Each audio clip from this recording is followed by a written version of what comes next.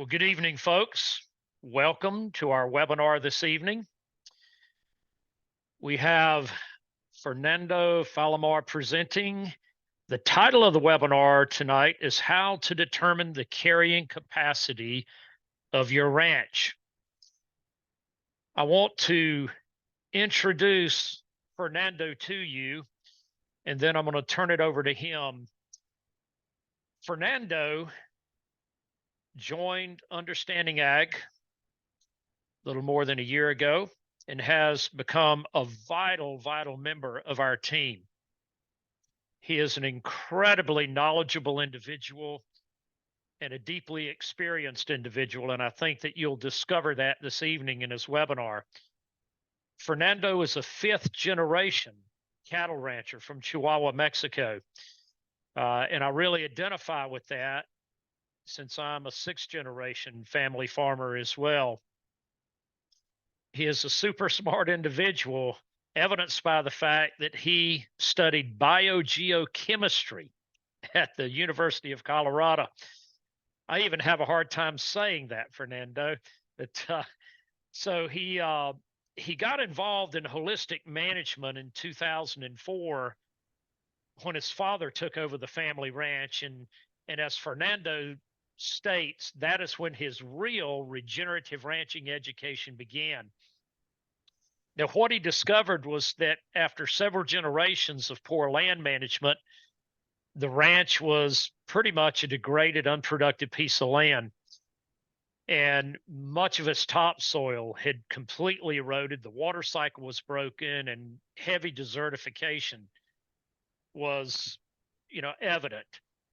So in 2017, after quite a few years of hard work following regenerative principles, Fernando and his family had been able to reach a point of productivity where they were now down to just 40 acres in the desert required per animal unit. And this was in spite of a multi-years long drought. Fernando has learned in his lifetime from world-renowned grazers. He has traveled to countless ranches in many diverse environments, learning, gleaning, studying what others have been doing. And one of the key things that he has discovered and that he will, again, communicate to us this evening is that regenerative principles and practices work in any type of environment, regardless. So, Fernando, welcome, and I'm going to turn it over to you, sir. Thank you, Alan. Indeed, regenerative is a journey, and I would like to thank my father. He's the one that got our family introduced into what regenerative ranching is, and I owe everything to him.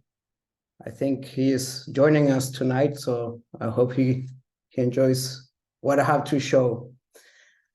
I have experience managing brittle environments. Really, that's my strong suit, but I've also been able to work with other producers and manage more productive areas, anywhere from Montana to down to the tropics here in Mexico. And I chose this topic in particular because when I first took my holistic management course, I remember sitting on an airplane for 24 hours, and I planned it all out. I had the perfect chart. I knew exactly where my cattle were going to go next. I thought I solved all my problems, only to find out that that year, 2011, was one of our worst years that the ranch has ever experienced. We had a minus 20 degrees Celsius freeze for several days, and then we only received less than an inch of rain that year. So pretty soon I realized that my grazing chart was pretty much useless at that point. And we had to figure out how to survive a drought. Many of you probably find yourselves in that situation right now. And I would like to share my experience on how to overcome tough situations, such as a long-term drought. And really what is key is how do you estimate your carrying capacity? That is absolutely crucial if you're going to survive in the long term. You see, we're not interested in a short-term gain in increasing our stocking rates to make use of the grass that we produce. We invested heavily throughout the years in build soil fertility so that we can have a steady business, something that we can rely on during hard times. And that requires focusing on soil health. So let me begin sharing the presentation. Give me 1 second.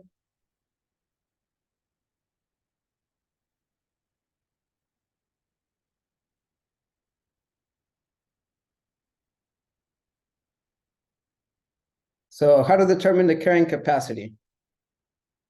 First, what is the carrying capacity? There's many definitions out there, but this is the one that I like to use. For me, is the total forage production available for grazing that can be sustainably harvested in a given area on an average year. Right there alone, it says a lot of things. It's in a given area, meaning that it can change from place to place, even from within a same paddock.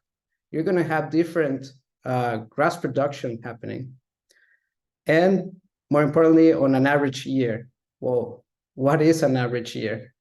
And as my experience as a ranch manager, I think I've only hit an average rainfall maybe 4 years throughout my entire life. The rest of the time I'm underneath average rainfall or in times of extreme drought. Note that drought can last several years in my region. Now, carrying capacity, I like to mention that it has to be the sustainable amount of forage that we can harvest. That also is very dependent on how we manage. Carrying capacity can be measured many different forms. Usually you use animal unit months. So an animal unit month is the amount of forage consumed in a month by a standard animal unit. It can also be expressed as animal unit years or animal units per acre. I always found that changing it to animal units per acre has been the most convenient way for me to estimate carrying capacity. One, because I'm cow-calf, so it has to be for a year. I cannot get rid of a calf or a cow that is pregnant or that is lactating fairly quickly. So in that regards, I prefer to measure it per year. And if you're in very productive areas, well, it might not be animal units per acre. If it's less productive, it might be acres per animal unit, such as in my case. So you can flip that around. Doesn't matter how you show it, but it's basically the same thing. You can convert units back and forth. Now, carrying capacity can vary year to year. So what is an average year? How are you going to stock your ranch if we haven't seen average rainfall years, especially in the last decade?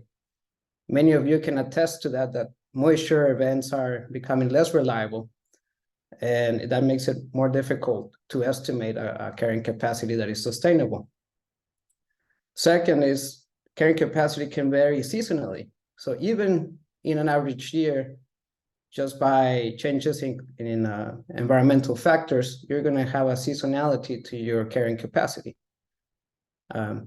Most people in the United States, in the Western United States, and in my area of the world, in Northern Mexico, we might fulfill our carrying capacity in a short amount of time. During a good year, maybe in 30 or 40 days, we might get most of our grass production. So we have very short growing seasons.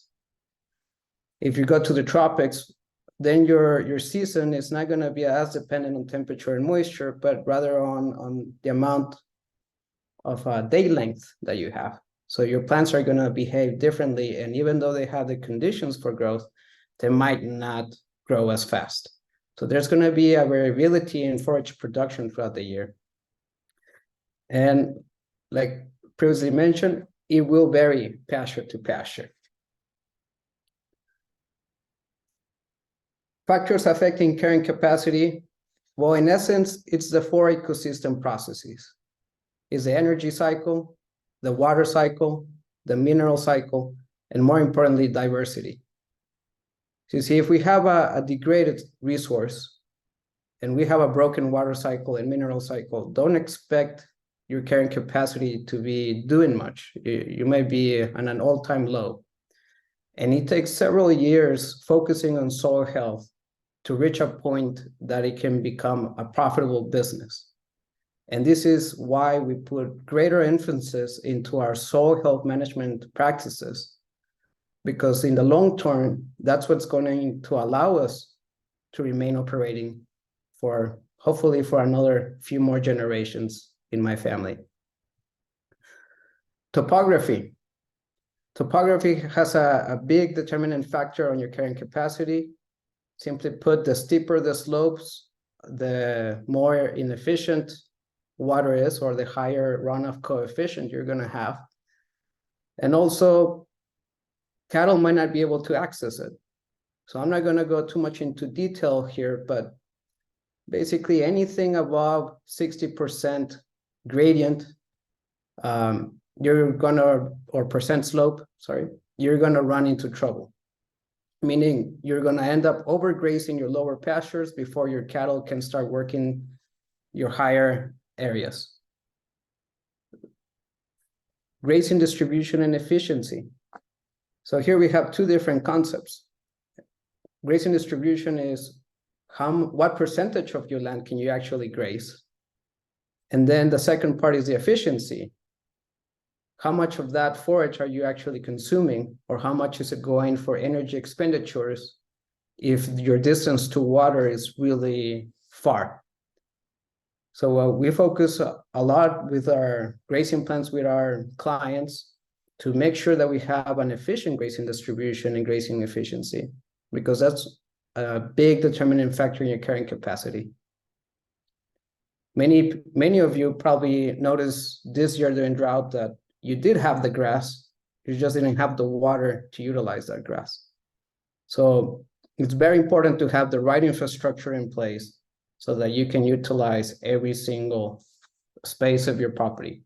Doesn't mean that you have to graze it every year, but it will allow you to make better grazing decisions that will increase your carrying capacity.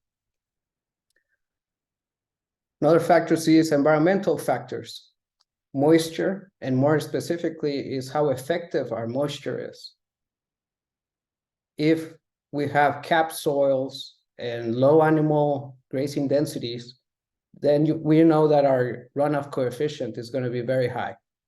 In my part of the world, it can be as high as 90% of the rainfall that you get is going to run off. So it can be, it's not about how much rain you get, it's how much you actually keep. Temperature. So changes in temperature are going to trigger different growth patterns for different grass species. So you're going to have different things growing at different times. How do we account for that? Soil health, and that more specifically, I mean the living roots and the armor on the soil. So you see our effective moisture, it's really correlated to our soil health.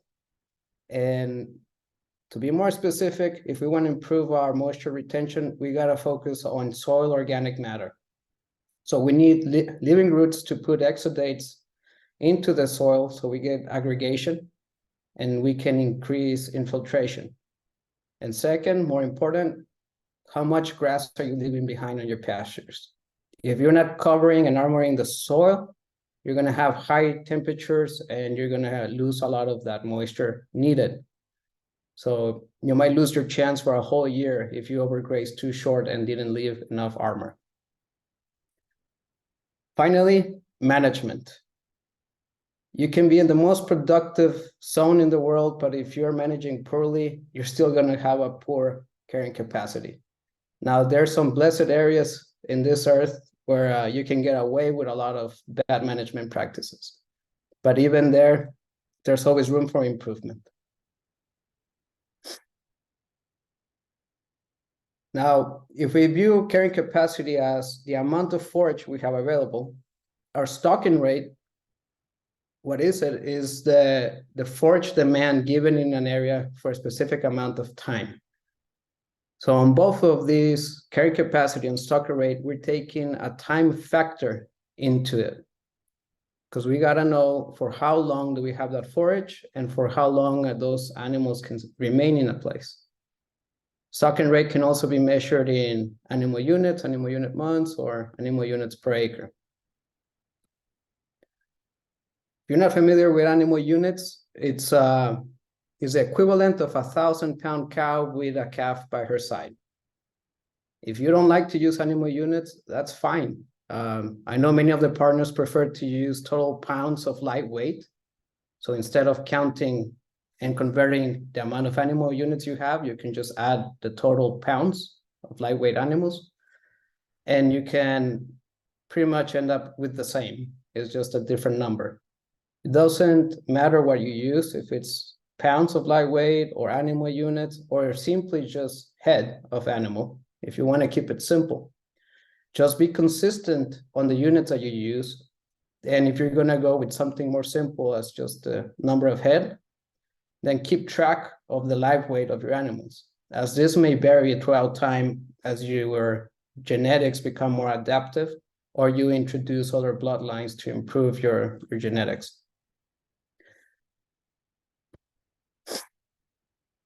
So I found it 3 very distinct ways that are useful to estimate your carrying capacity. These you might heard before, and I'm not going to spend too much time on them. One is by cutting and weighing. So we set up a small frame. Here we have a square foot. And believe it or not, as a scientific process, what you do is you close your eyes, you spin around a couple times, and then you throw that square, and wherever it lands, you can take a measurement. Now, I know it sounds silly, but that's a scientific method. Then what you do on that square piece of whatever metrics you're using, here I'm using a square foot, you take a pair of shears and you cut the grass to the height of where you're going to be grazing. You can also cut it all the way down to the ground if you want to know, but usually I just cut for what's actually available for my cattle or type of livestock that I'm running. What I do with that measurement is that I take my sample weight. So this is going to be my wet sample weight. Then I'm going to dry that sample. You can dry it many different ways. You can grab the grass clippings, putting in a paper bag, leave it in the sun a couple days, and that will dry it out. If you're more impatient, you can always put it in the microwave at a minute at a time intervals. Just make sure you put a cup of water inside the microwave, unless you want to start a kitchen fire.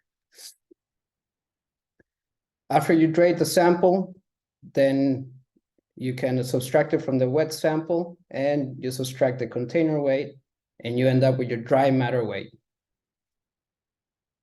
Here, in this example that I've used, is Bermuda grass, and it was in Texas. It was during a drought. And we estimated that we only have 40% dry matter from our sample. Now, what percentage of dry matter can you expect? Well, if you're in my area of the world and you have stockpile grass, you might end up with as little as 10% moisture content. Or if you're in an irrigated pasture, you can be up to 85% moisture content. So that tells you that in an irrigated setting, you're mostly grazing water. So it has a lower dry matter content. Once you grab your weight, then you multiply it by, in this case, the number of square feet per acre is 4,300, 560. And that gives you a conversion factor into grams per acre And here I tabulated in pounds per acre or kilograms per hectare. Now, this is a total amount of plant matter that is dry. Now, is it all available for grazing? Well, no. We want to focus on soil health as well. So we know that we have to leave a certain percentage of residual plant matter, otherwise we're going to lose fertility. So this is a very accurate method, but it has its drawbacks. One, you cannot go around all over the property tossing a square all around. But if you are in a very homogeneous pasture, basically an irrigated prairie, and you're new to that area and you want to get a good reference, this is very useful. It'll get you a very accurate percentage. Now, you still have to take into account, like I mentioned, how much you're planning to leave behind and the quality of that forage.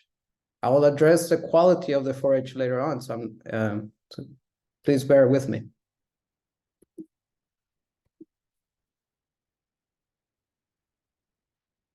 This is another method that I found to be more practical. This is using a grazing stick.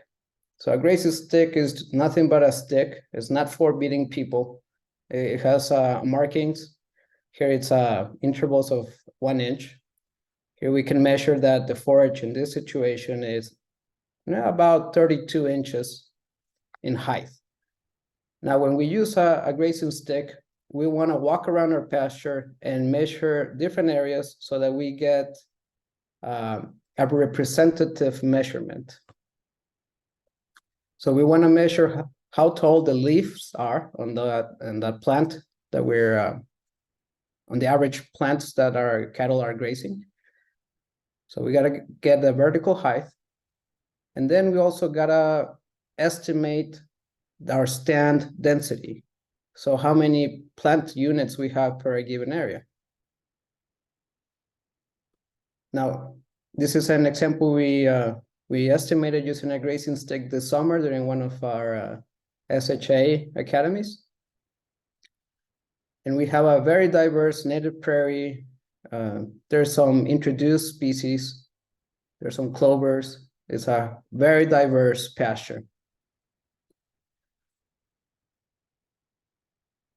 Basically, what you have to do is measure the height of the grass and then the stand density.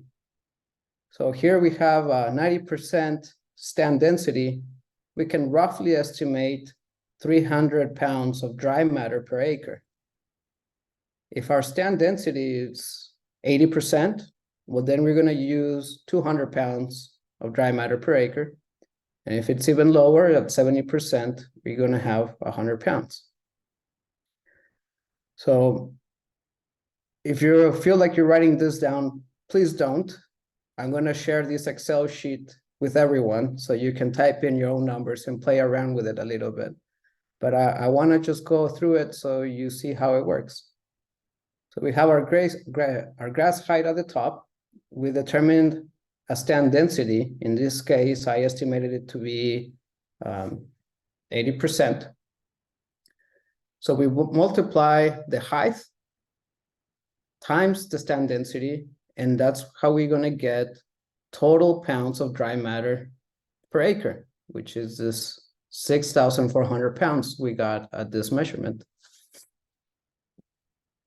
Now, for this exercise at the Soil Health Academy, if you were there, you'll remember this, but we were trying to determine the size of a paddock to put the animals. So we need to know our available grass, which is 6,400 pounds, but we also need to know our stocking rate or our demand. Here we're going to do it by percent weight. Therefore, we got to know what our average weight for our animals are. In this case, it was 1,300 pound dry cows. We estimated that our dry matter requirement per body weight percentage to be 2.7. Now, this percentage will vary with the quality of grass. So I will touch this topic later on. Right now, don't get carried away with the exact number that I used. If you feel that you've always need to overestimate or underestimate your consumption, then tweak around your percentage to account for wastage. And you will always try to underestimate the amount of grass that you have so that you know there's some room for error. So at 2.7% body weight dry matter requirements for a 1,300-pound cow, it's going to be 35 pounds of dry matter per head. And in this case, we had a small group of 30 animals. So our daily dry matter requirement is 1,053 pounds. Now we measured that we have 6,400 pounds of dry matter. Is it all available for grazing? How much are you going to take off? Are you going to leave half, take half? Are you going to take it all down? Or are you going to leave 80% residue? Those are management decisions you got to take. And to make the right decision, you have to take into account your land health, and more importantly, your animal performance. So when you ask me, what's the appropriate residue that you're looking for? Well, it depends. How much grass you have? Are you cutting it close at the end of the season? You're going to have enough grass to make it if you leave too much behind. Do I want to improve water infiltration and armor in the soil? Now, those are very important decisions to make because that will dictate how much is available. So what is your real carrying capacity? For this exercise, we opted for 50% residue. So we're going to leave, we have available feed of 3,200 pounds per acre. So not everything was available for grazing. So what's going to be our stocking rate? So at that available feed and our stocking rate is going to be 91 animal grazing days per acre. How do you get the 91?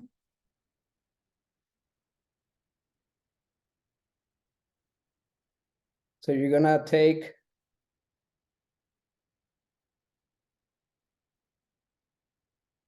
sorry, I got lost here.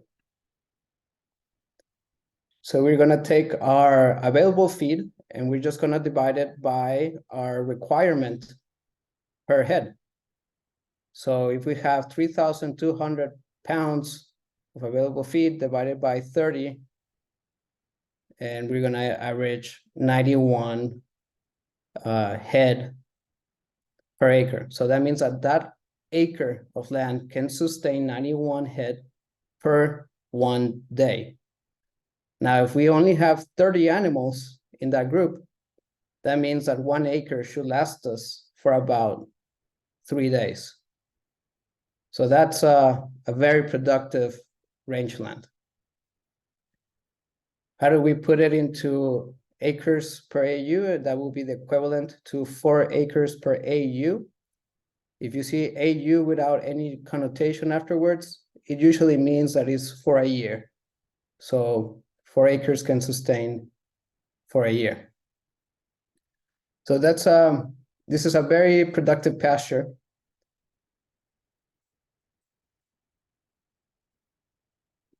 Sorry, I got my screen lost. There we go. And we left 50% residue. You can see how much we left behind, and many will consider that to be wasted grass. What is not wasted? What you're really doing is you are building soil fertility. In this case, I want you to look at the soil aggregation that we had going on in that natural system. You can see some large conglomerates here. You can see that cottage cheese. And when you smell that earth, it smells good. It smells like fertilizer. It smells earthy. The ground is spongy. So to feed the microbiology in our soil, to achieve this kind of aggregation, well, you need to leave enough residue behind. Otherwise, you're never going to build that fertility. So it is not wasted feed. You put it into your savings account. Please make note of that just because you see trampled grass, it's not wasted. We're doing good things with it. So a few things about the grazing stick method. One is very convenient. You can carry the grazing stick almost anywhere. It provides a quick reference, and it might not be the most precise, but it gets you close enough to make an accurate estimate. I found it to be very helpful, and I always can be fairly accurate with it. Now, different forages will have different values on that stand density and conversion to pounds of dry matter per acre. Now, don't worry, somebody in a university already spent too much time on this and figure it out all for you.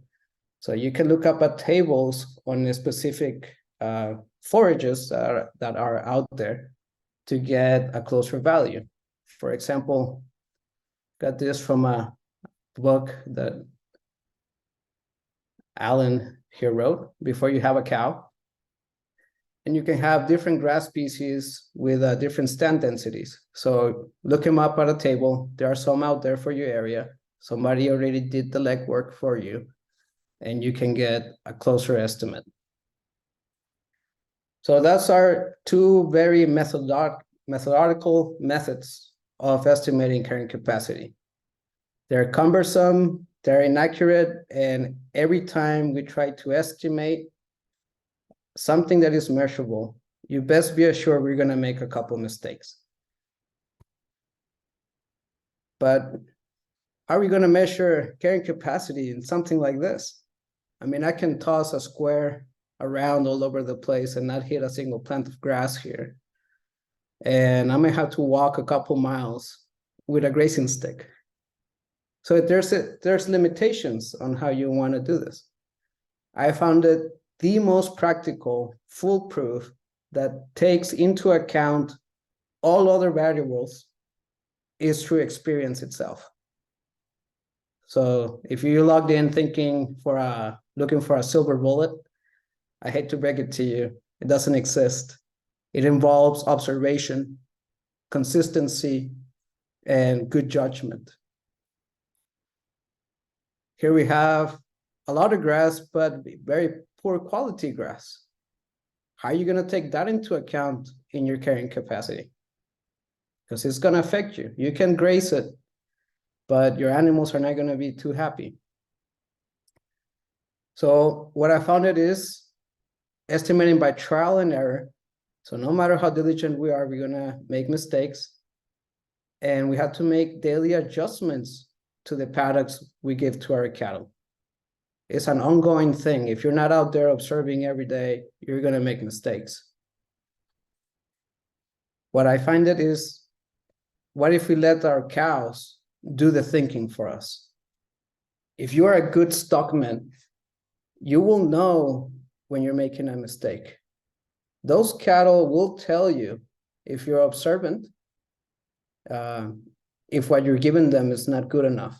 So we can estimate a large volume of forage, but it might not be digestible, and cattle are going to tell you when it's not.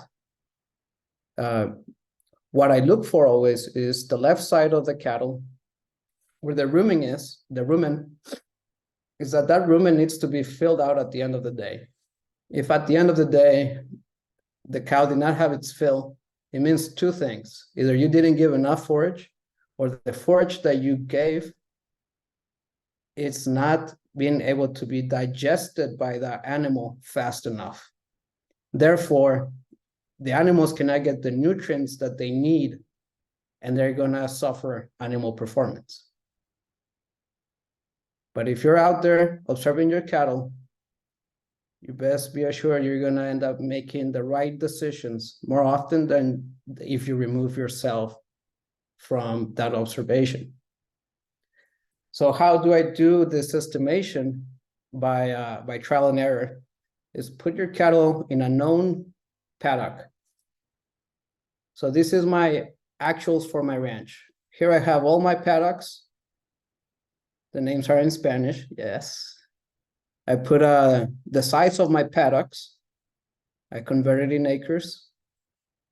So we have paddocks that are very productive and they range anywhere from 120 acres, my smallest paddock, to 4,200 acres, my largest one.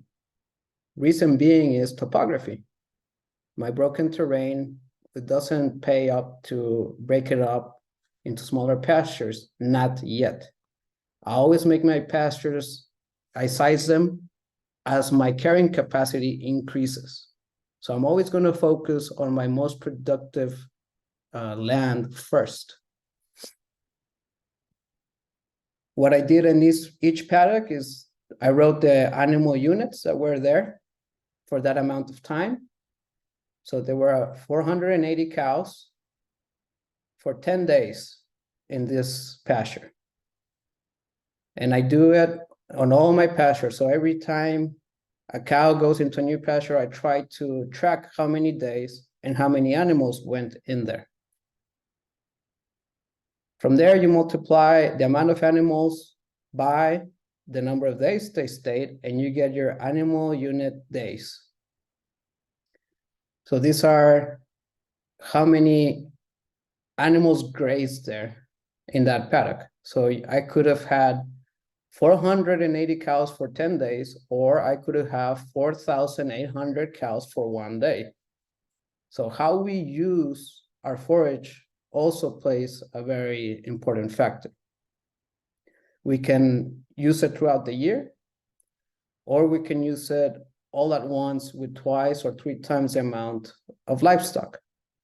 That is one of the reasons why I like to use animal units. So if I'm running cow-calf, I know exactly what I need.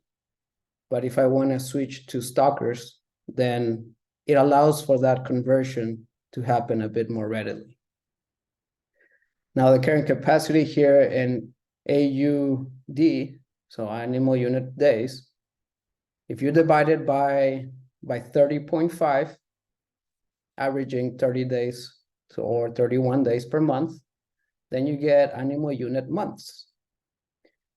You divide that by 12 and you get your animal unit years. So basically that paddock can sustain 13 animal units for an entire year. So all these numbers mean the same. We just represent them in a different fashion. So these are the different ways that you can keep track of them. I always prefer acres per AU or AU per acres, so I can distinguish the productivity of my pastures. So if you look at the stocking rate, in this case, the stocking rate equals the carrying capacity, because I know that these are very sustainable numbers through experience. So you keep track of this for 1 year of what you have done, or you try to look back in time and recollect how long you stayed with how many animals in one pasture. And that will give you a fairly good idea of the productivity that you have. And that will compensate for any other variable out there. Stand density and topography and so forth. The one thing that you have to remember when doing this method is you have to recall how much residue you left behind. So in this case that I'm showing you here, I know for a fact that I left sufficient armor on the ground because that's my #1 focus. The moment that I see that cattle start picking up grass that they already trampled, even on these larger pastures, that's a telltale sign of my cattle telling me that I'm pushing it too far. So they might not end up liking what I'm offering to them. And if I stay longer to force them to eat that, well, I'm gonna lose animal performance, and also I'm gonna lose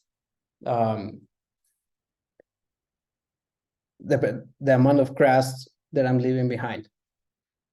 So I want to show you here, take a look at how variable my stocking rate per acre is in each one of these pastures. So some of my least productive pastures, that's 113 acres per AAU. The most productive ones, they're about 6 acres per AAU. Now, this may sound terrible to some of you, but this is with averaging 6 inches of rainfall. So if you can get to 6 acres per AU with 6 inches of rainfall, you must be doing something good. On average, this is my carrying capacity or sustainable stocking rate. It's 40 acres per AU. When we first started, and my father can attest to it, we were about 170 acres per AU. So you have a tremendous potential on how profitable your business can be if you just focus on soil health. Really, that's what it's all about. It's much cheaper to improve your land than to buy a new ranch. Therefore, you should do the same and focus on soil health. This is a picture of my best pasture. As you can tell, it doesn't look like a desert at all. I have perennial grass species, shrubs, and even these native trees started showing up. If I can grow trees in the desert, I'm sure you guys can do it as well.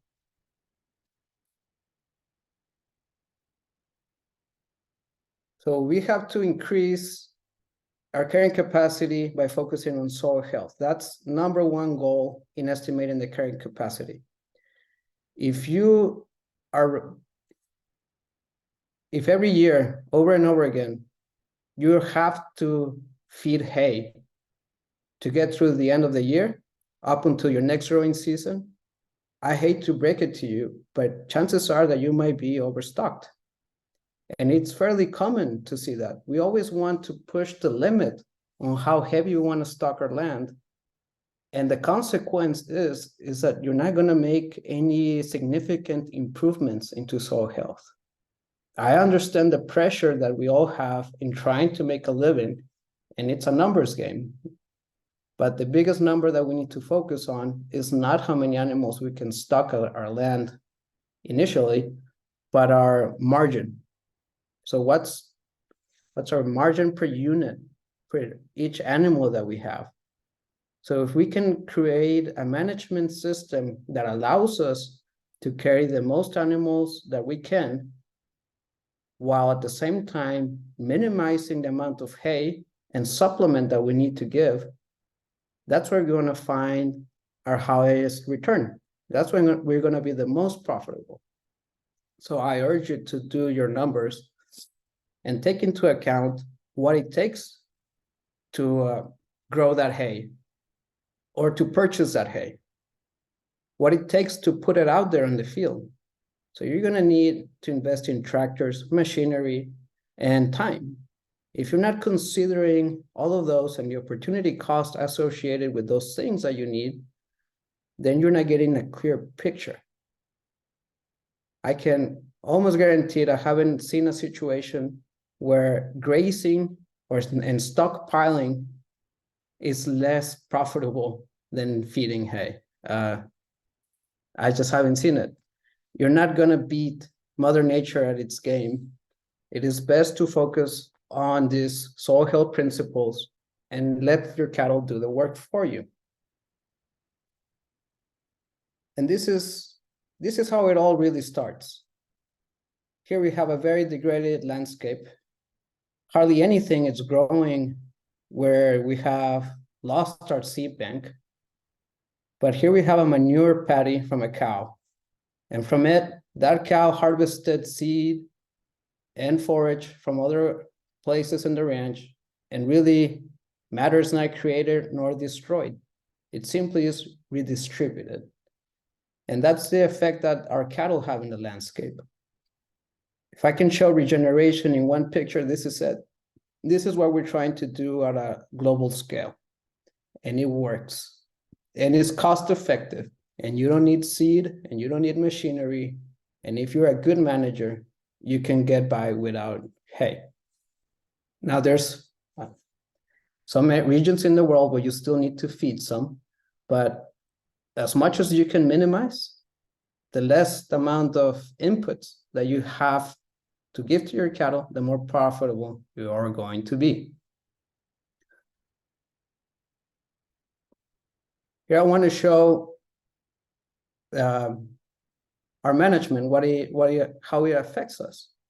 So here we see a perennial plant species, and we can see the rooting depth that these plants have. So some of these plants have access to moisture even several months after last rain event. If you focus on soil health, you can significantly increase your carrying capacity. This is what we achieve. That's the same type of grass. So we know that it can have a 3 to 5 foot rooting depth. This is toboso. And we are 6 months after last moisture. We already went through winter, and this grass is coming back to life without any moisture. How does it do that? How do we get our pastures to do this? That's really the key.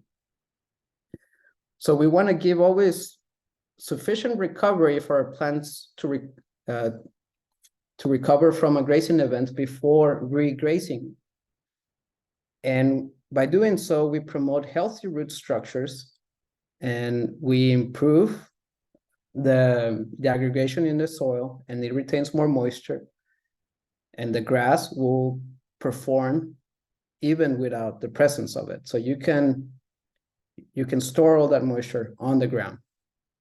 But that only happens, and it's only available if you manage the grass so that it can access to that moisture.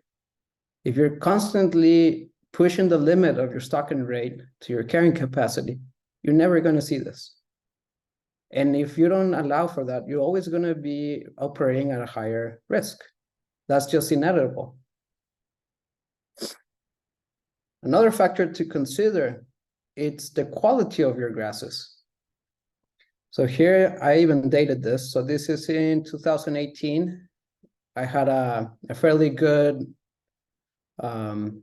previous summer. I left a lot of residue for a couple months. I mean, look at the ground. You cannot even see a speck of dirt there. And we had an early rainfall event. And not even a month later, so 3 weeks after rainfall, we already have a tremendous regrowth. How is that possible? Again, healthy root systems. You set it up for success, then any moisture that you get is going to be effective. And not only that, the more you focus on soil health, also the quality of your grasses will improve. So here I took a screenshot of a bricks measuring device. We can see that we have 13-degree bricks on Bermuda grass growing in the desert with less than average rainfall. So these grasses started even behaving differently in environments where they shouldn't be, just because of focusing on soil health. Now, 13-degree bricks on your grasses, well, that is a very nutritious grass. You're going to have acceptable gains with that kind of grass. And if you look at the picture above, we still are missing a lot of diversity. Now, I have counted up to 18 species in this particular field. I still have yet to see more legumes, although I do have mesquite, and that's a legume, but it's not everywhere. So there's still a lot of progress to be made. So how does degree bricks or the quality of your grass affect your carrying capacity? Well, the more nutritious it is, the less grass your cows need. So if you grow better quality hay, the cow will meet its nutritional demands much easier. So if you have low quality grasses, 1 to 3% degree bricks, that cow needs to ingest 4% of its body weight. Now, there lies a problem. Not many animals can digest that amount of forage of that quality. And what I've seen in extreme cases is long after a cow dies, I can still find a root mass of all the grass that was in the rumen, just creating an internal blockage. So those cows didn't die of hunger, they died of inability to digest the forage that it has. How we compensate that is how we manage our pastures. So highly lignified material, you might not want to graze all of it. And in fact, you might be willing to do a higher percentage of plant residue. So you don't necessarily have to total graze it. Total grazing it in that situation will require external inputs for that cattle to digest the roughage. Otherwise, it's gonna starve to death. So be mindful of this. Higher quality pasture. So if you're in the 10 to 13% bricks, well, only needs 3% of its body weight. So you need less forage.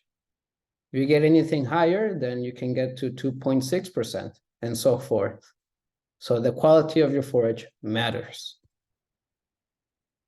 And this is where it comes back to the ecosystem processes. More importantly, the energy cycle. So here we have buffalo grass. So this is an African grass that it's been introduced in parts of America. Both pastures were grazed at the same time, except one pasture here on the right. During the active growing season, it didn't get grazed completely, and it didn't get trampled either. So it was lacking animal density for it to stimulate its regrowth. The pasture on the left got grazed more severely, and as a result, the plant was able to develop new leaf growth.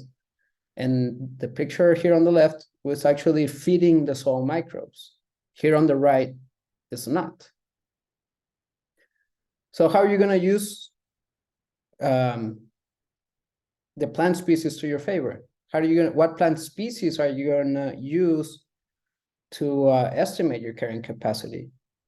And I'm telling you for experience, you should always evaluate your carrying capacity that is sustainable throughout the years and base it not on all the grass that you can grow, base it on your perennial grass species. Why your perennials? Because they are the only ones that are going to be able to produce in a low rainfall environment or in a drought year. Many times I don't see any of my annuals even germinate. So if you want to be more conservative on your carrying capacity, stock based upon your perennials. Anything else that you get above that, well, that's a bonus. That's a bumper crop. Now you can start thinking about keeping more replacements, keeping your stockers, or if it has too much grass, then think about mixing your enterprises and running stockers or custom grazing cattle for someone else.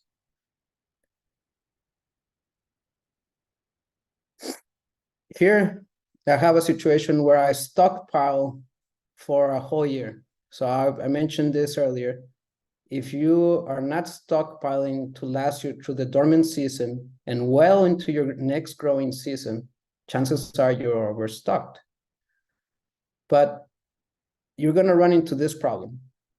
This is a warm season perennial toboso grass.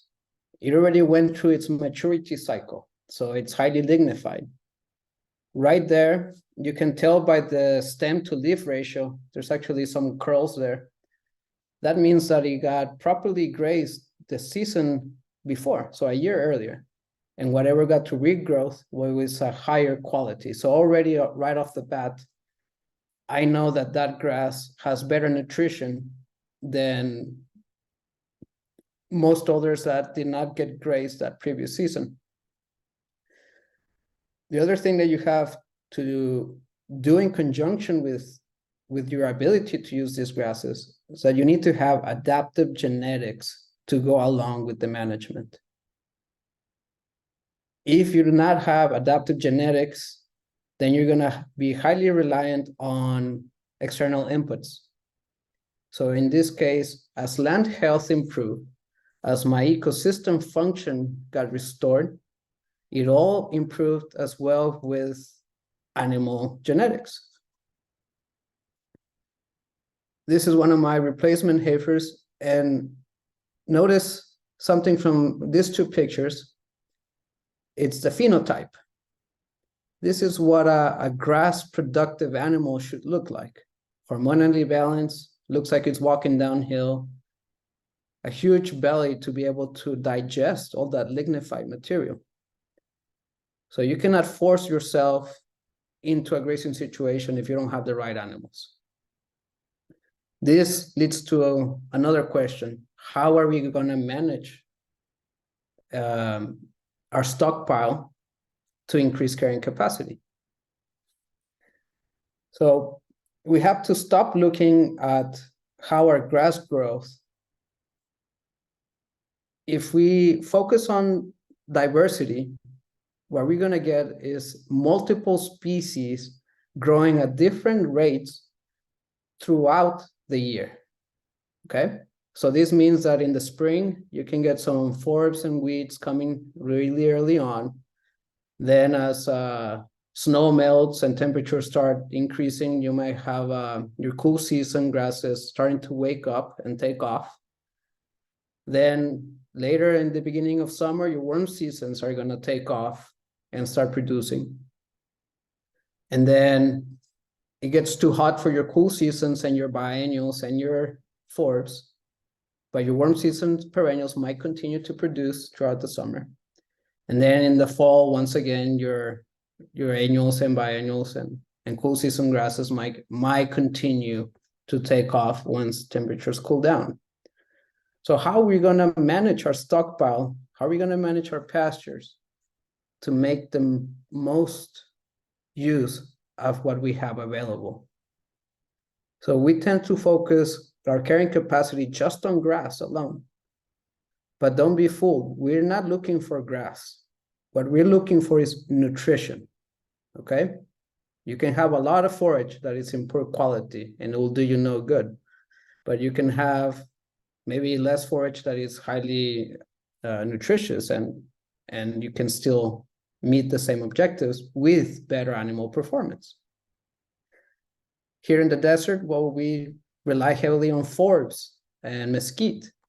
And I time my rotation on my pastures to maximize those alternate sources of nutrition. And in doing so, I can increase my carrying capacity and extend my growing season. So I can go deep into winter and still be grazing fresh grass that it's actually actively growing. And I can come back during the worst times of the year to some of these pastures and take advantage of forbs and other vegetation that might grow naturally. So we need to focus on diversity. You want to improve carrying capacity and animal performance? Diversity is key. Diversity will provide that supplement that the animals require to digest. If you give them a monoculture of a forage that is highly lignified, your animals are not going to be able to digest it. But if you give more plant diversity for them to select their diet, they'll do a much better job than you will at a feedlot, and they will get exactly what they need at a better cost than anything you give them. The key is, how do you set up for success? You need to plant, make your rotation plan and defer some pastures so that you hit those lignified plant materials at the right time when they're trying to wake up, and the animals will be more likely to graze them to make new regrowth. If you don't make a disturbance in some of these perennial pastures, you're losing carrying capacity, because perennials have the ability to continue growing even with low moisture. But if you take too much too frequently, then you're going to deplete those root systems, and they're not going to perform. You're going to start degrading your system. So how do you stock accordingly to your carrying capacity? I advise you to choose a carrying capacity for your perennial system. If you have hardly any perennials, then you are operating at a higher risk. So the more liquid your stock composition enterprises should be. So if you have mostly annuals and you're trying to run cow-calf, you're going to run into a lot of problems a lot sooner than you think. But if instead you stock conservatively on your cow-calf, and then you can use your bumper crop years to carry stockers, then you're playing the game. You're matching your stocking rate to your carrying capacity. So this is the biggest mistake that I did, and many of you, I'm sure, have, is that we have a set number of cows that we think we ought to run. Why? Because that's the magic number where I'm going to get the profits that I need, or so I think. But in doing so, you're forgetting one thing. Carrying capacity changes year after year.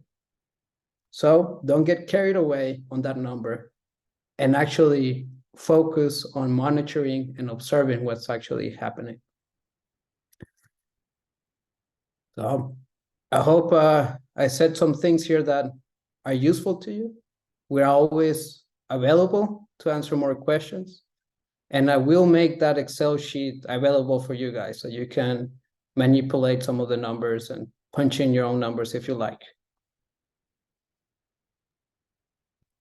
For our next webinar, we're going to have Jeremy talk to us about the impacting soil during the winter with bale grazing. So please register for that webinar. It's going to be very interesting. And right now we're going to go to some Q&A. So if you have some questions you want to give us, please write them down on the comments section. There's a little tab where you can, there's a chat there. You can click on the chat and type in your questions, and we're going to be reading them and answering as a team. Thank you all for your time. So thank you, Fernando. Really, really appreciate that. And again, the next webinar will be January the 11th, again at 7 p.m. Central, featuring Jeremy Sweeten of Understanding Ag, impacting soil during the winter with bale grazing. So, Fernando, I'm going to start the questions by asking you this. How proud of you is your father now? I don't know. He's here somewhere. Maybe he can ask that. No, he's really proud. I mean, it's been a family effort, and it hasn't been easy. I mean, we get hit by multiple year droughts, 2 or 3 years of a drought in a row. And it seems like every time we try to get back up and we get on our feet, our next drought hit us again. So we are either really stubborn or very resilient. But the one thing that has made it possible is focusing on soil health. Even in the worst of years, we see something happening. There's always some regrowth, but you need to set it up for that to happen. You need to set up for success. So in that regards, I think he's extremely proud that we both are solving this puzzle together as a family, and we continue to carry it on to the 6th generation. Hey, Fernando, I'm sorry, Alana. No, you go ahead, Eric.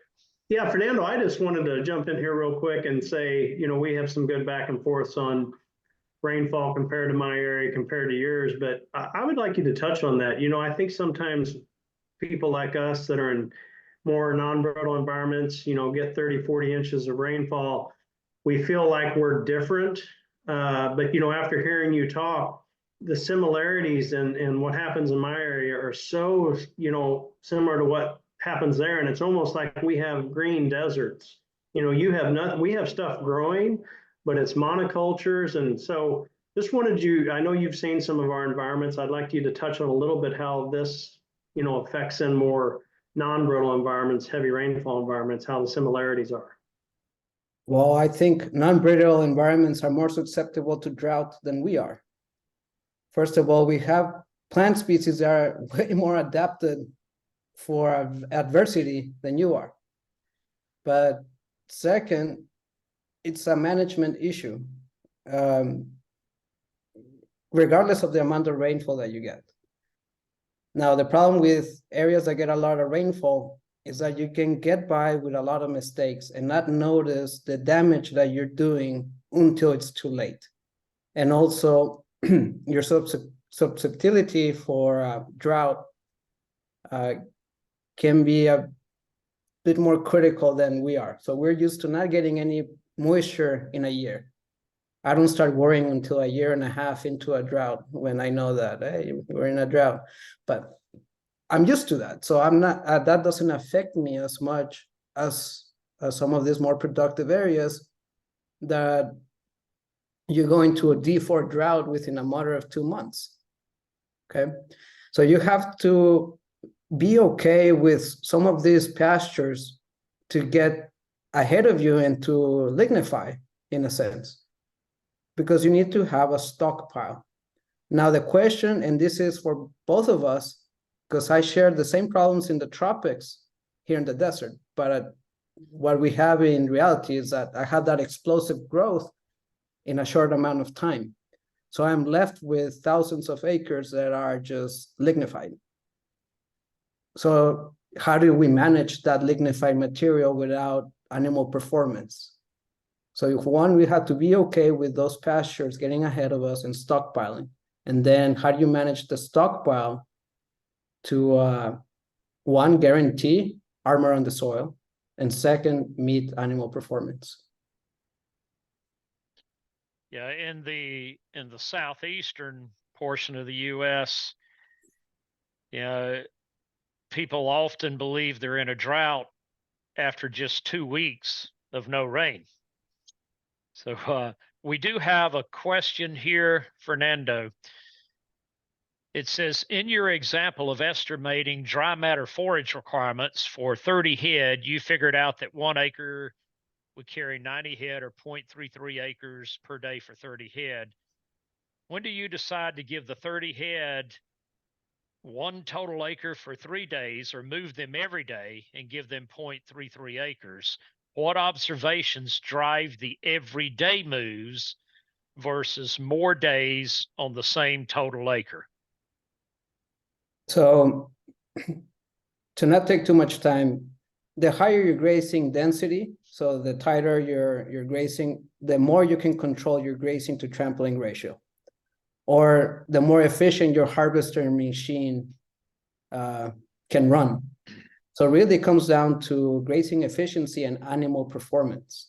So frequent pasture changes allow you to consume higher lignified material because you're forcing them to eat some of the bad with the good. So it's not as selective, but you also keep a more even plane of nutrition. Whereas if you open a huge paddock and you let them select, well, they're going to eat all the chocolates first. And towards the end of the 10 days, they're going to eat cardboard. Well, your animal performance and your rumen is not going to be able to adapt to those changes. So you're always going to be more inefficient in your harvesting. So if you're in a highly productive environment like this example, I would have gone into that acre and split it into 3s or even more to get the result that I want. So always ask yourself, what do I want? Animal performance or build soil health? Because rarely those two go along. So it's a balancing act. I cannot give you a straight answer. You have to be observant and focus for what you want.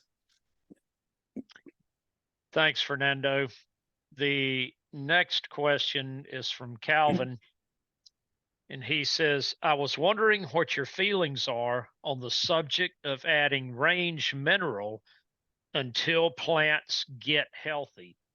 The reason I'm asking is the high open rates this year on the northern plains. Some ranches are at 20 to 40% open cows. I have heard numbers as high as 70% open. How would you manage to prevent this? All right, so I think there's a lot of factors that go into play there, and it's not just the quality of your forage.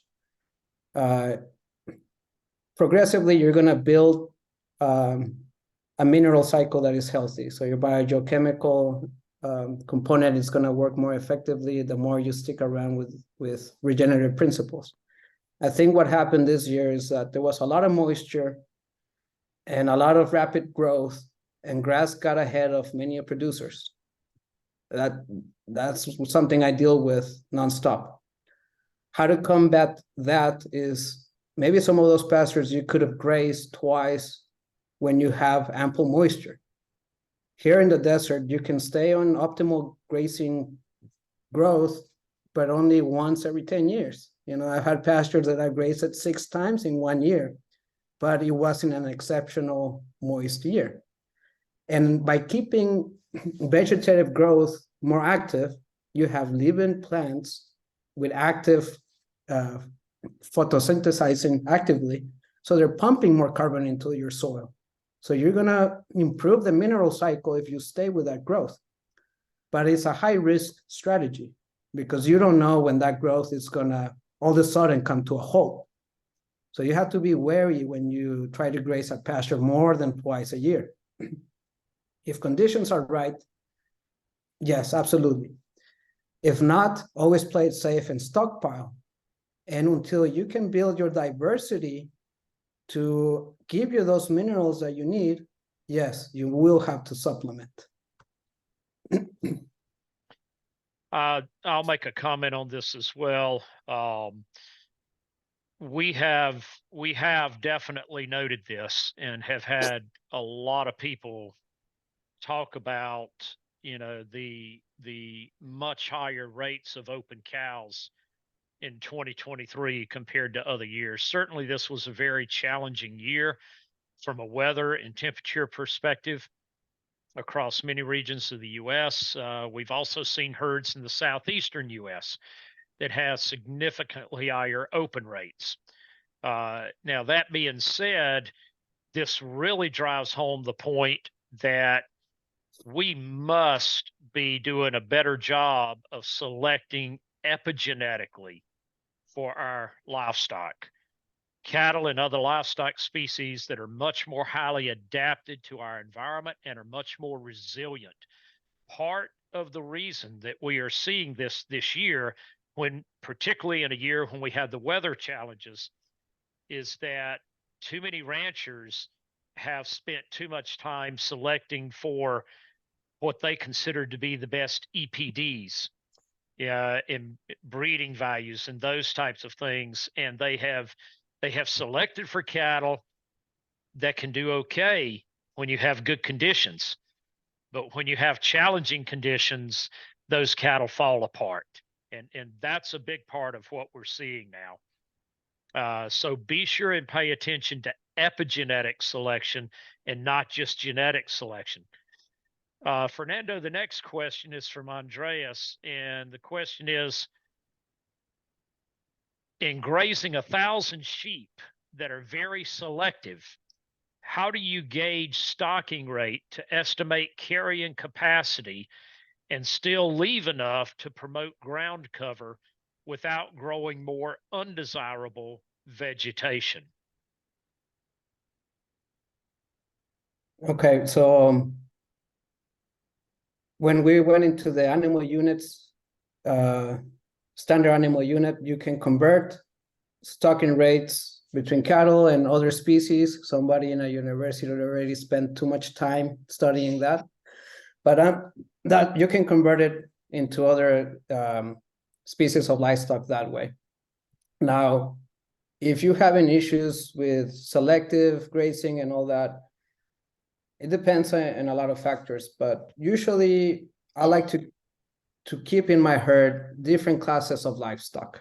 Now you can do either multi-species or within the same species have animals with different nutritional demands. And that will help you. One is select, each animal has different nutritional requirements. So if you have different classes of livestock, you have animals that will select different things. So you can address that issue that way. A second is by your stock densities.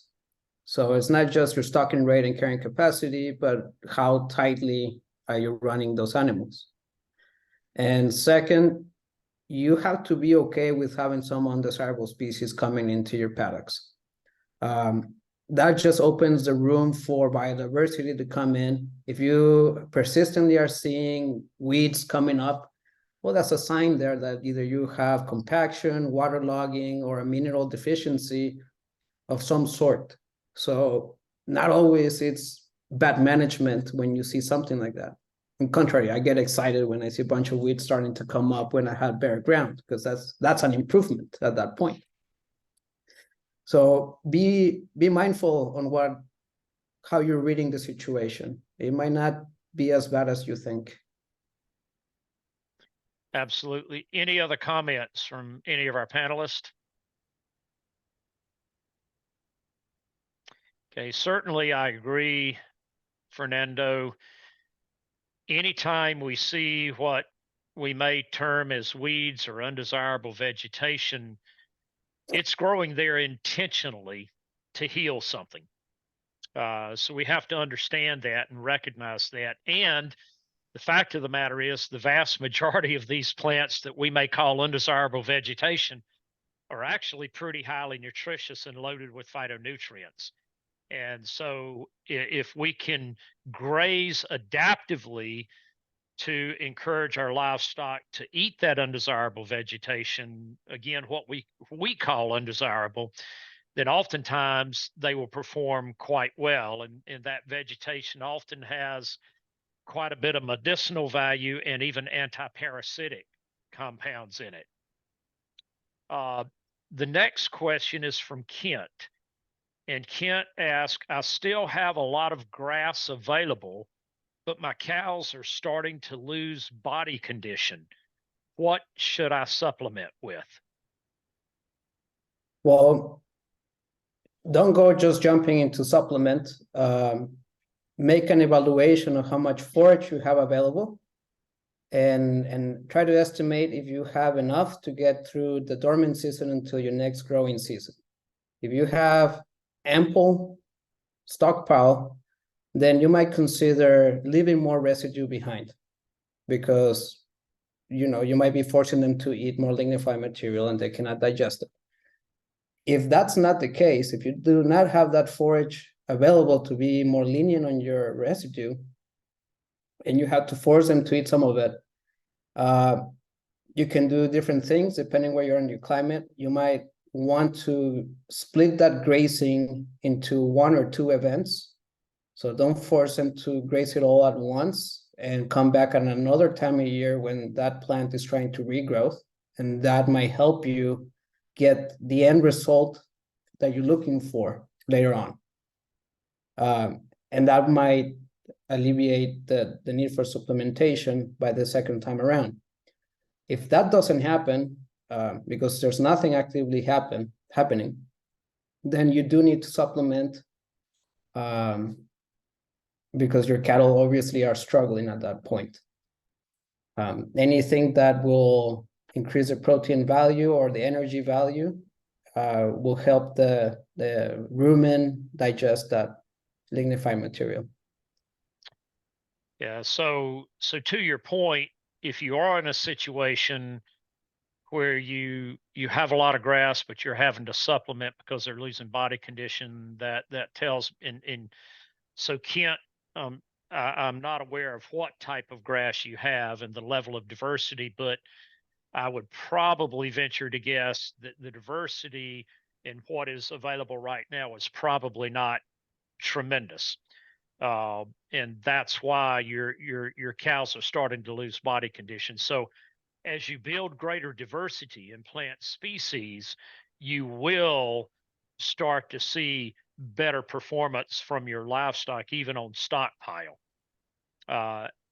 The other thing, though, to Fernando's point, if you are needing to supplement now and you still have plenty of grass available, I would try protein supplement predominantly.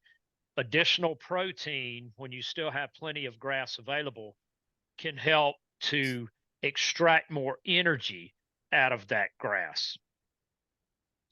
Yeah. One more thing, if I may add, Alan. Be careful on which protein source you use. Most products out there that are cheap are urea based, and nothing wrong with that. I use some of those products, but I always make sure that I have a natural protein source as well to go along with it. Animals, especially younger stock, are able to digest natural proteins. Younger cattle cannot utilize urea, so that will be a wasted expense. Absolutely. And one other thing on feeding protein, you do not have to feed protein every day. You can feed protein every 2 days, every 3 days, and your cattle will get along just fine. So protein is not something that you have to supplement with every day. Now, if it's energy, that's different. You need to supplement energy every day if you're having to supplement that. Okay, the next question is from Alan, and he says, please discuss where should you concentrate your grazing management first, your best paddock or your worst paddock? Always go to your more productive pastures. So my most productive pastures are going to be the ones that are perennial based. And there you got to give them preference in grazing as well as preference in recovery.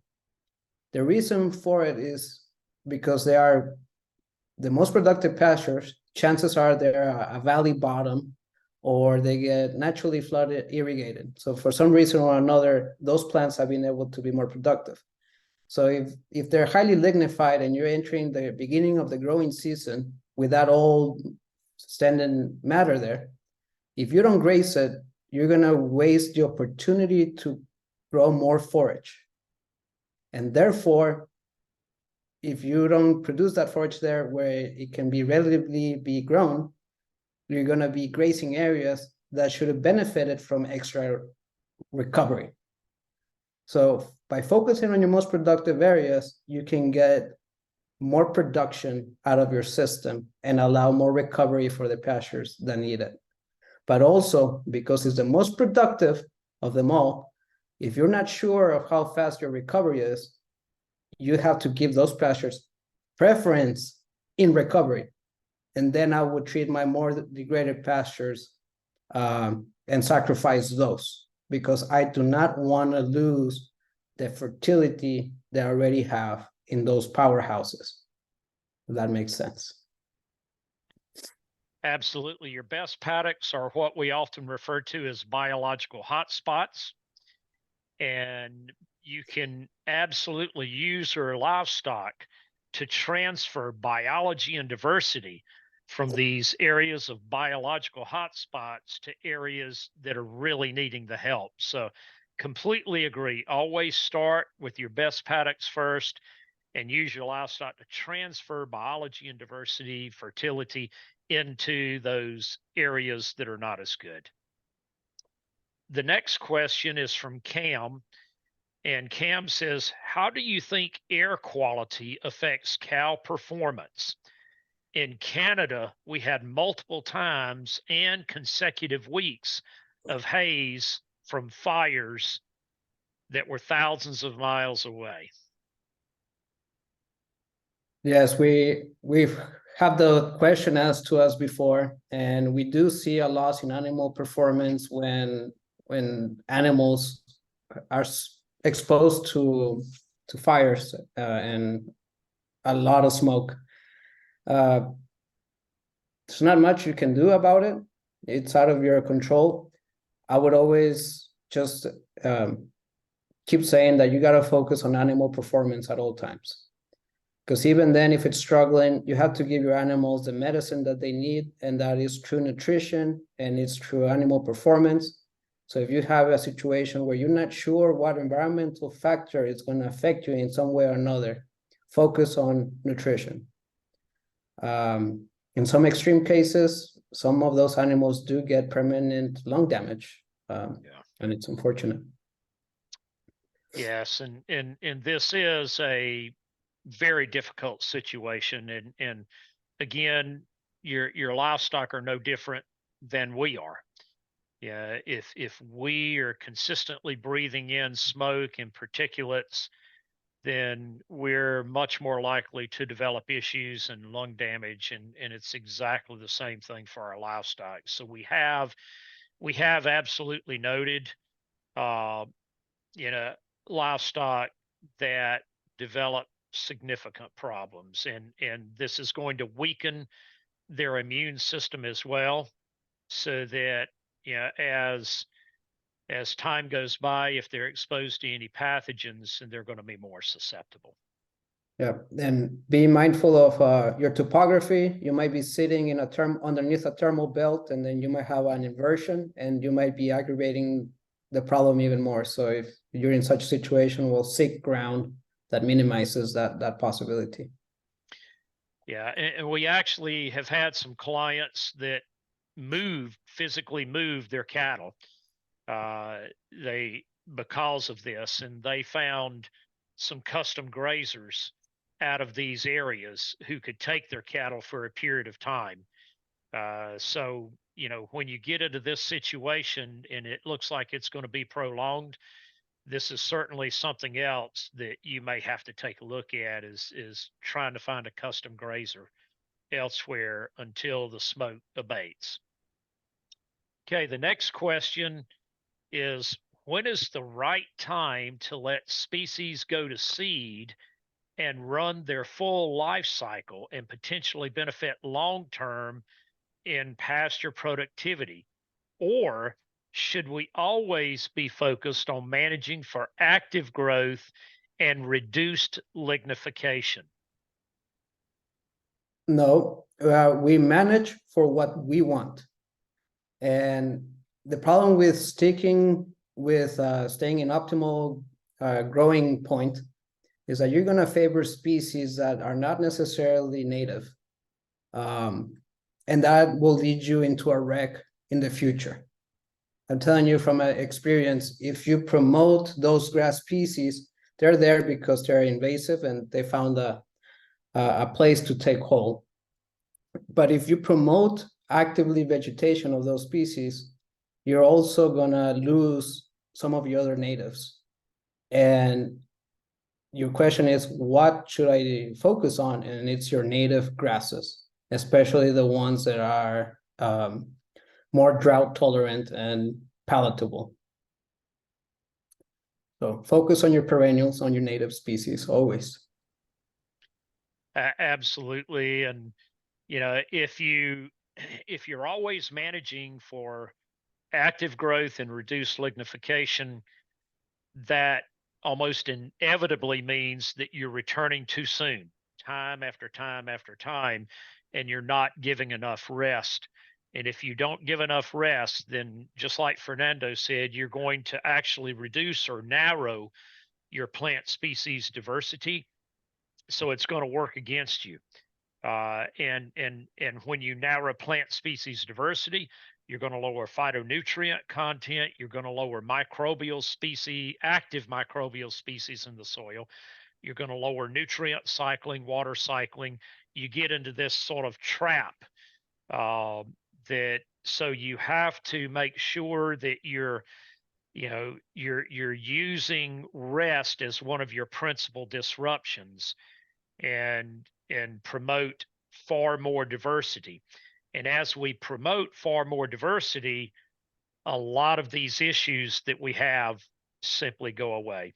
Any other comments from our panelist on this one?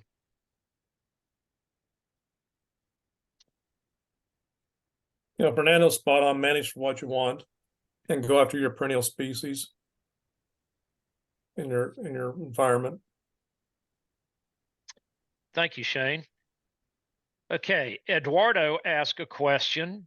He says, do you use satellite images or any other kind of technology? I do for pasture planning, and if you're doing a more in-depth vegetation survey where you identify your production zones and you know exactly what each area can produce, then yes, I rely on satellite imagery to try to get a more accurate survey. But I use it mostly for planning purposes, for infrastructure building, and just spatial analysis.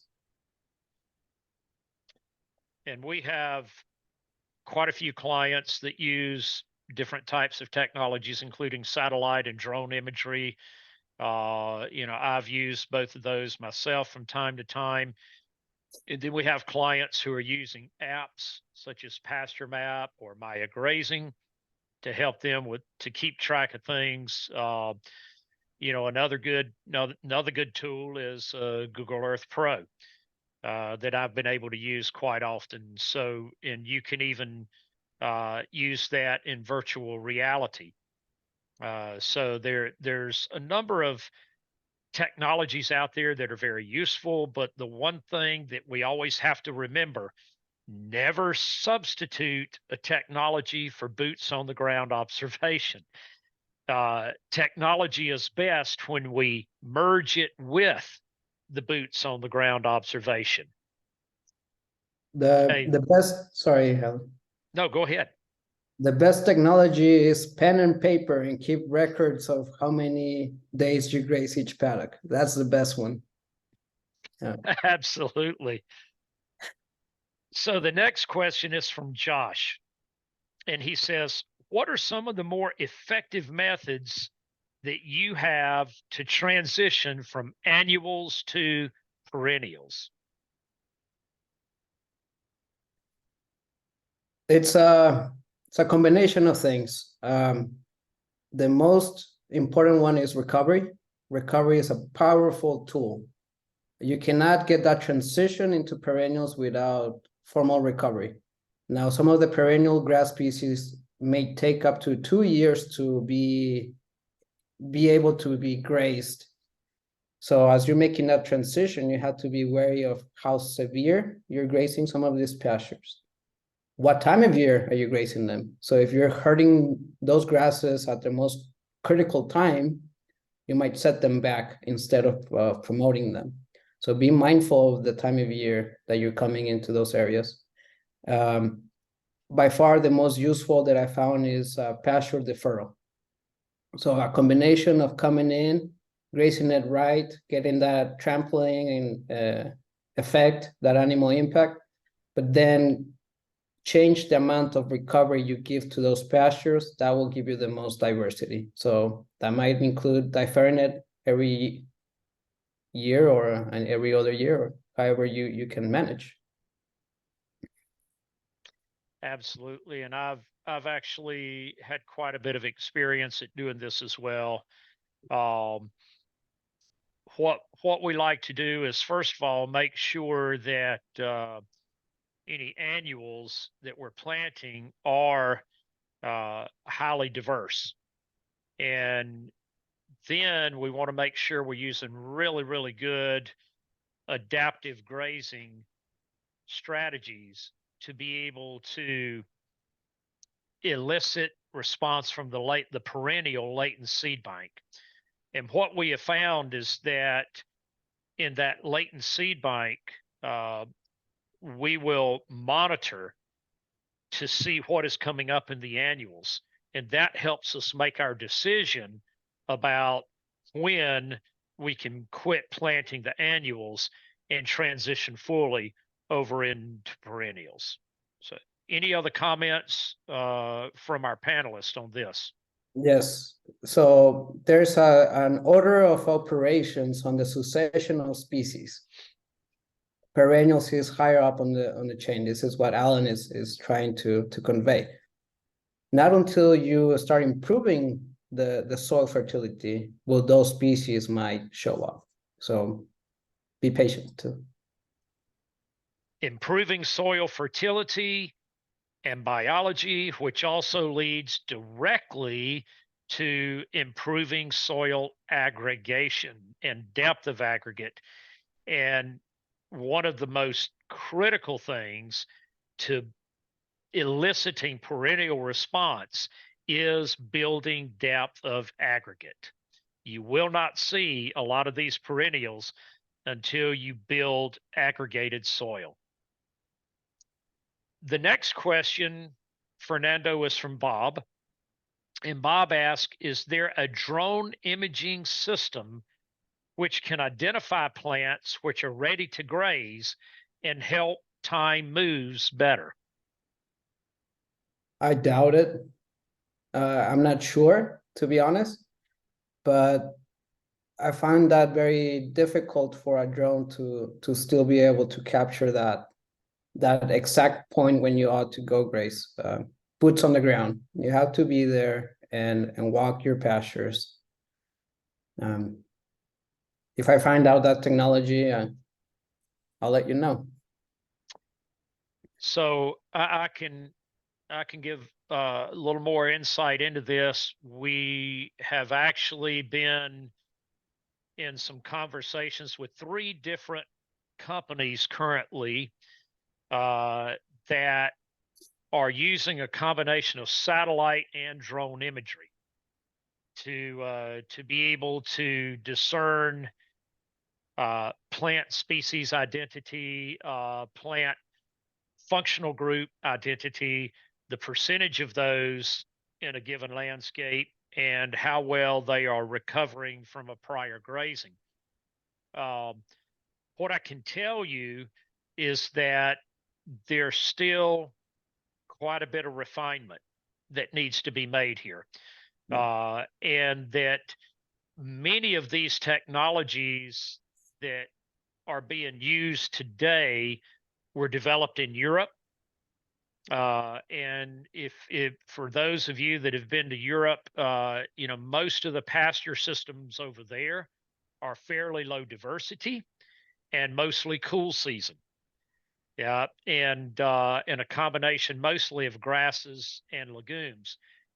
And so all of their algorithms and everything else was developed using those systems. When you take these systems, Bob, and put them into some of the more extreme environments like we have here in different regions of the US, particularly like Fernando's region, then the algorithms really no longer work nearly as well. So there's still a lot of work that needs to be done here to make this technology really feasible for us to use on a day in, day out basis. Okay. Any other comments or questions? Anything from our panelists before we close this evening?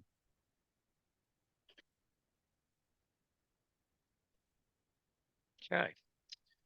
Well, Fernando, thank you so very much. Outstanding webinar, excellent information, and you did a fantastic job of answering the questions. So, and we thank everybody that was on the webinar this evening. We're always deeply appreciative of you, and we always welcome your questions, your comments, your feedback. So thank you again, everyone, and good night.